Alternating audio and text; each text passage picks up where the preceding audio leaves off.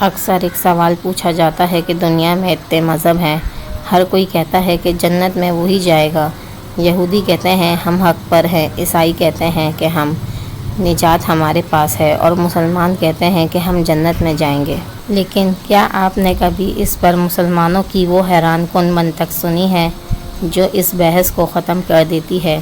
ایک مسلمان کا موقف کتنا محفوظ ہے، ذرا غور کریں۔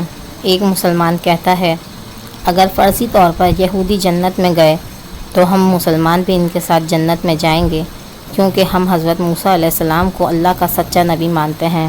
اگر عیسائی جنت میں گئے تو بھی ہم ان کے ساتھ ہوں گے، کیونکہ ہم حضرت عیسیٰ علیہ السلام پر ویسا ہی ایمان رکھتے ہیں جیسے کہ ایک سچے مومن کو رکھنا چاہیے۔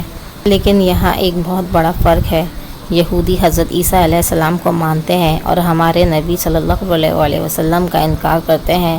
عیسائی ہمارے نبی صلی اللہ علیہ وسلم کو نہیں مانتے۔ یعنی ہم تو سب انبیاء کرام کو مان کر سیف سائٹ پر ہیں۔ لیکن اگر اسلام سچا ہے اور بے شک سچا ہے تو وہ لوگ کہاں جائیں گے جنہوں نے آخری نبی کا انکار کیا؟ ہم تو سب انبیاء کرام کو مانتے ہیں، کیا وہ ہمارے نبی کو ماننے کا ظرف رکھتے ہیں؟ سوچئے گا ضرور۔ اللہ ہمیں حق سمجھنے کی توفیق دے، آمین۔